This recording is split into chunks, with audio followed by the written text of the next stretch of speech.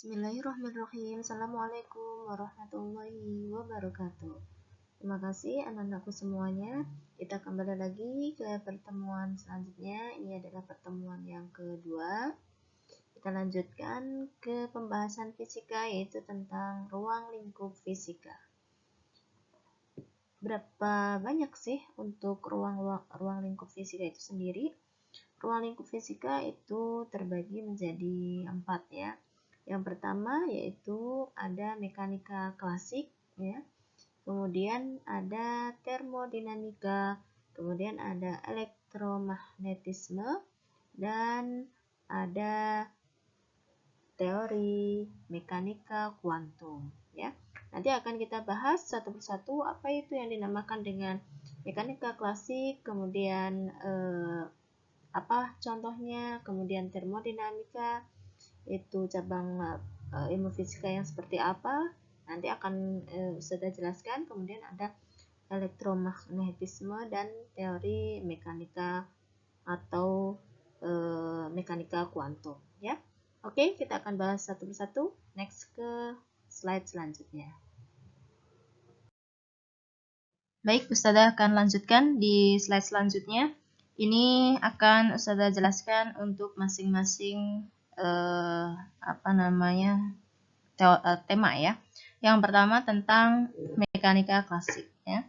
Mekanika klasik itu bisa disebut juga mekanika Newton ya, karena memang berkaitan dengan hukum-hukum Newton.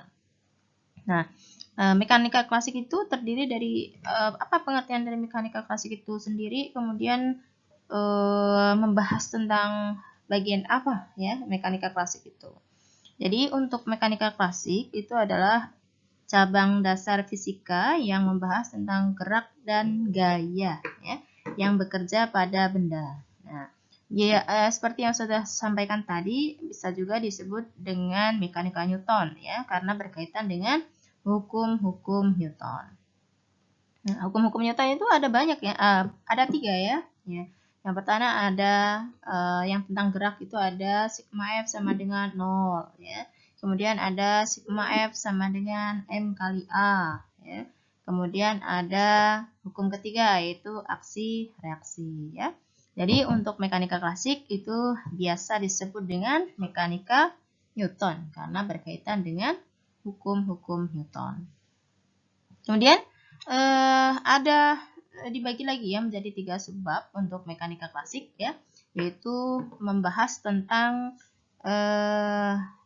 statika ya, dia membahas tentang benda diam ya. Kemudian ada kinematika, yaitu membahas tentang benda bergerak ya. Kemudian serta dinamika yang membahas tentang gaya yang bekerja pada suatu benda. Nah, di situ ada gambar ya, di situ gambar tentang hukum Newton ya, berkaitan dengan hukum Newton. Itu ada sebuah apel ya, ketika Newton duduk di atas di bawah pohon ya, tiba-tiba terjatuh sebuah apel ya. Kemudian Newton berpikir apa yang menyebabkan apel itu jatuh. Nah, itu berkaitan dengan mekanika klasik atau mekanika Newton. Oke, kita lanjut ke slide selanjutnya.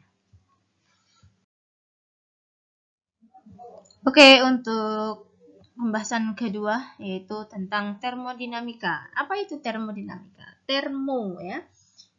Termo itu berkaitan dengan suhu ya. Dinamika berarti berkaitan dengan gejala yang bergerak ya.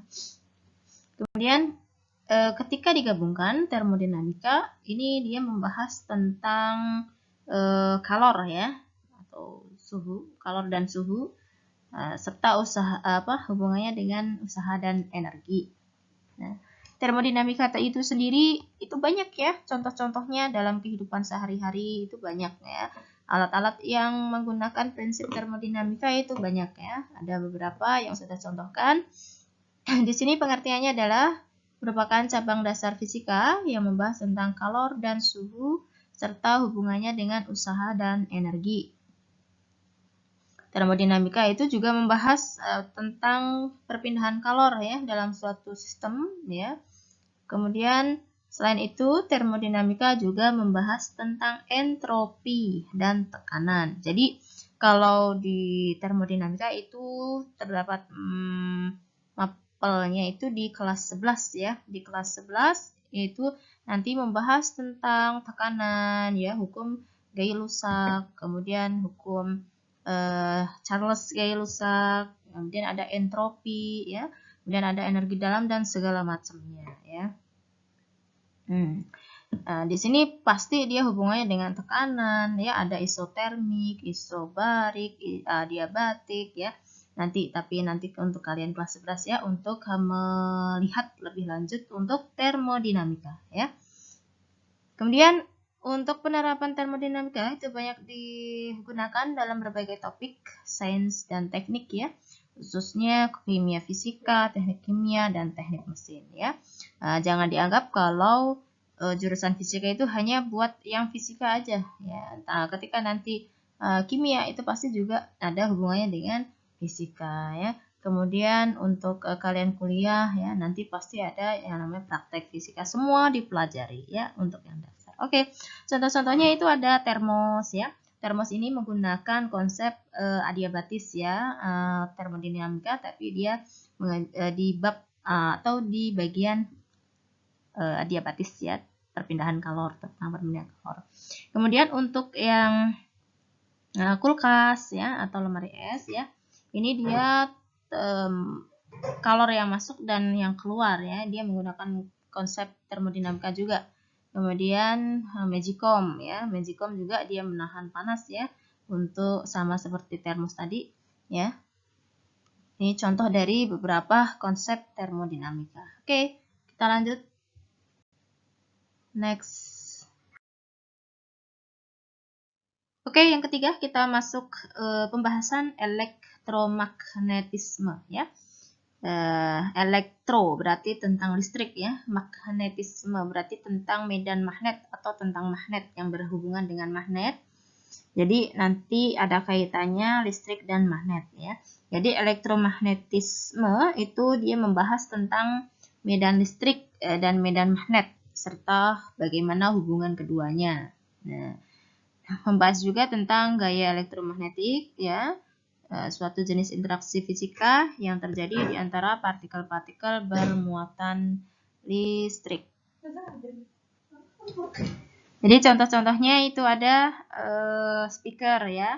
Kemudian ini speaker ini dia menggunakan konsep medan magnet ya. Ada magnet di dalamnya. Kemudian ada motor listrik, gimana nanti ketika dia digerakkan dia akan menghasilkan listrik yang menggerakkan. Ini biasanya motor listrik itu banyaknya di kipas angin itu juga ada ya.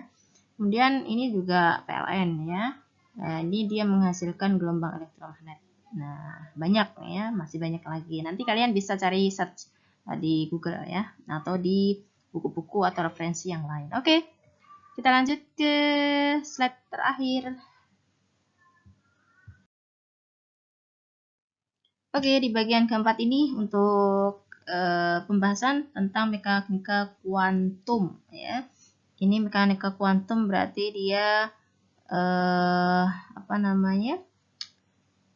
mekanika yang nanti akan membahas atau dasar dari mekanika modern ya, fisika modern. Jadi untuk mekanika kuantum, mekanika tadi ya yang berkaitan dengan gerak, kuantum nanti berkaitan dengan elektron atau partikel-partikel. Ya. Di sini penjelasan dari mekanika kuantum yaitu merupakan cabang fisika dasar yang menggantikan mekanika klasik ya, yang menggantikan teori-teori dari mekanika kuantum ya. Mekanika klasik ya, menggantikan dan diganti dengan nanti mekanika kuantum ya. Mekanika klasik tadi hukum-hukum Newton ya. Kemudian ini juga membahas tentang tataran atom dan subatom. Nah, yang nantinya kalian belajar kimia ya, nanti ada yang dinamakan dengan kulit atom ya. Yang kulit kulit S, P, D, F. Nah, itu nanti yang berkaitan, ini hubungannya dengan mekanika kuantum. Cabang ilmu ini juga memberikan kerangka matematika untuk berbagai cabang ilmu fisika dan kimia ya. Termasuk fisika atom, fisika molekuler, kimia komputasi, kimia kuantum, fisika kuantum, yang termasuk teori medan kuantum yang merupakan salah satu pilar fisika modern. Nah, ini awal cikal bakal dari fisika modern, yaitu berasal dari mekanika kuantum. Contohnya apa ya yang berkaitan dengan mekanika kuantum? Itu ada yang atas itu gambar efek Compton ya. Jadi di mana sebuah partikel dia ditembakkan dengan sebuah sinar ya. Nah, sinar ya. Dia terjadi tumbukan ya, yang satu ke atas dan satu ke bawah. Nah, ini hanya bisa dikaji dari mekanika kuantum ya, tidak bisa dikaji dengan mekanika klasik. Nah, yang contoh yang selanjutnya itu ada efek fotolistrik. Nah, tentang pelepasan elektron ya oleh sinar foton. Nah, ini nanti ini untuk jajaran ini dia ada di materi kelas 12. Nah, nanti kita lanjut ya untuk pemahaman elektro tentang itu efek Compton sama efek fotolistrik. Nanti kita ketemu di kelas 12, insya Allah dipertemukan di kelas 12. Oke, sampai di sini untuk pelajaran kita kali ini ya, pertemuan kita. Ini pertemuan yang kedua berarti ya. Jadi untuk sesi tanya jawab kita ke Zoom ya, via Zoom. Oke, sudah cukup sekian ya, semua dicatat ya. Nanti hasil catatannya difoto kemudian dikirim ke Google Google Classroom ya. Itu sudah akan absen satu-satu. Oke, syukron sampai di sini sudah cukup sekian. Wassalamualaikum warahmatullahi wabarakatuh.